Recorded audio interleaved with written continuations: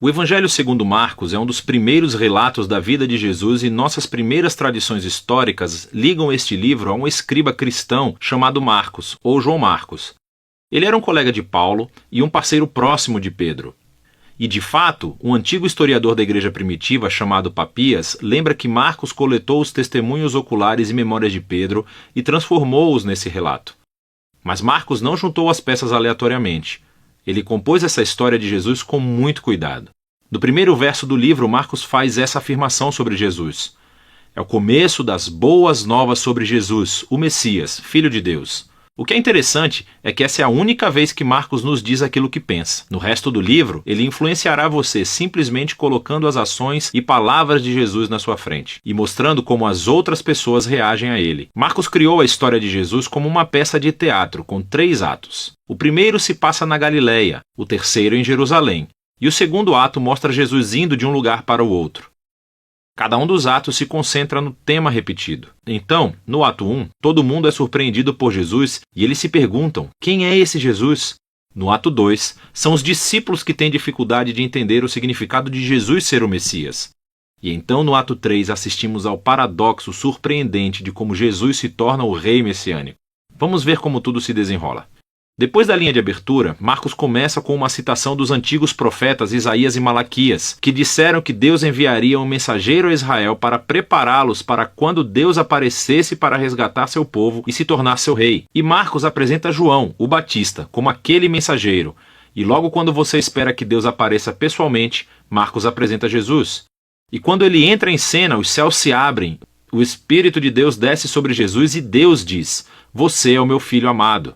Depois disso, Marcos coloca diante de nós um resumo da mensagem central de Jesus. Ele percorreu a Galileia anunciando as boas novas de que o reino de Deus estava perto. Jesus está levando adiante a história das Escrituras do Antigo Testamento sobre a operação de resgate de Deus para o seu mundo. Através de Jesus, Deus está restaurando o seu reinado sobre o mundo, confrontando e derrotando o mal e o seu domínio sobre a vida das pessoas, e assim, convidando-os a viver sob seu reinado seguindo a Jesus. A partir daqui, Marcos apresenta um grande bloco de histórias mostrando o poder de Jesus ao trazer o reino de Deus. Ele mostra Jesus curando pessoas cujos corpos estão doentes ou quebrados, ou sobre a opressão de poderes espirituais obscuros. E Jesus até faz algo que, para o povo judeu, só Deus tem o direito de fazer. Ele perdoa os pecados das pessoas. E as ações de Jesus aqui produzem respostas bem diferentes. Então algumas pessoas o seguem e se tornam seus discípulos. Outras pessoas não sabem o que pensar e outras ainda o rejeitam completamente, especialmente os líderes de Israel, que o acusam de blasfemar contra Deus e de ser um fortalecido pelo mal. Mas Jesus não se surpreende com essas respostas. De fato, ele chama a atenção para elas. No capítulo 4, Marcos colecionou muitas parábolas de Jesus sobre a natureza oculta e misteriosa do reino de Deus. E Jesus diz que a sua mensagem é como a semente que cai em diferentes tipos de solo. Alguns são receptivos, outros não. Ou é como uma semente de mostarda que é muito pequena. Parece insignificante, mas depois cresce e surpreende a todos. O que Jesus quer dizer é que ele é realmente o Messias trazendo o reino de Deus, mas não do jeito que as pessoas esperavam. E essa crescente confusão sobre Jesus entre as multidões está ligada a uma ideia-chave que Marcos enfatiza no final do ato 1, que há confusão mesmo entre os discípulos de Jesus. Até mesmo eles têm dificuldade em entender quem Jesus realmente é, e isso nos leva ao ato 2. Ele começa com uma conversa muito importante. Jesus pergunta aos discípulos: "Quem vocês acham que eu sou?" E Pedro responde: "Você é o Messias." Mas fica claro que, para Pedro, isso significava que Jesus é um rei militar vitorioso da linhagem de Davi, que resgatará Israel dos romanos. Mas, para Jesus, ser o Messias significa que ele é o servo sofredor, rei de Isaías 53, que trará o governo de Deus, entregando a sua vida em Jerusalém. E os discípulos não entendem. Eles acham que seguir o rei Jesus significa fama, status e importância, e Jesus deixa claro que segui-lo é como morrer, como carregar a sua própria cruz. Significa rejeitar a violência, o orgulho e o egoísmo e dar a própria vida pelos outros em atos de serviço e amor. Ele repete a mesma conversa outras 2 vezes. E tudo isso culmina na declaração importante de Jesus de que o Filho do Homem não veio para ser servido, mas para se tornar um servo e dar a sua vida pelos outros. Ainda assim os discípulos não entendem. Eles respondem com confusão e medo. E assim, aqui no ato 2, Marcos escreveu outra história importante que ecoa a introdução do livro. Jesus leva 3 dos seus discípulos até uma montanha e de repente se transforma. Ele está brilhando com luz e glória e uma nuvem o envolve. Agora, isso é como a glória do Deus de Israel que apareceu há muito tempo atrás no Monte Sinai. E então os 2 profetas que estavam na presença de Deus no Monte Sinai, Moisés e Elias, aparecem ao lado de Jesus enquanto Deus anuncia de novo: "Este é o meu filho amado." Colocando essa história no meio de todas essas conversas no ato 2, Marcos faz uma afirmação surpreendente: que Jesus, Filho de Deus, é a personificação física da própria glória de Deus.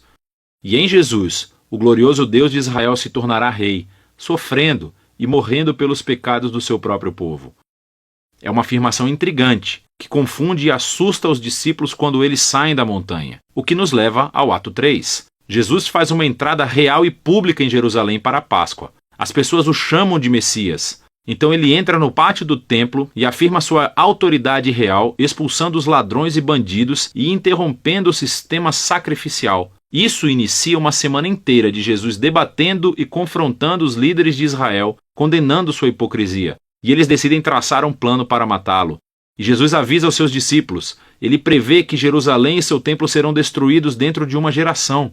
E os seus discípulos serão perseguidos como ele, até que ele retorne um dia para trazer o reino de Deus por todo o mundo. E tudo isso leva à última noite, quando Jesus toma a sua última refeição de Páscoa com os seus discípulos. Uma refeição simbólica que contou a história da libertação de Israel da escravidão através da morte do Cordeiro Pascal. E Jesus toma esses símbolos e lhes dá um novo significado.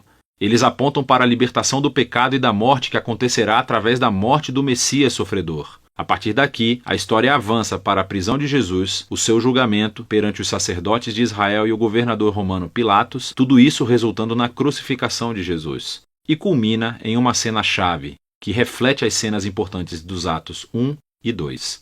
Exceto que dessa vez, não é uma nuvem que desce, mas sim as trevas. E em vez da voz divina do céu, é a voz de Jesus clamando antes de morrer. O mais surpreendente é que é um soldado romano que vê Jesus morrer, e ele entende e anuncia quem Jesus é. Este homem era o Filho de Deus.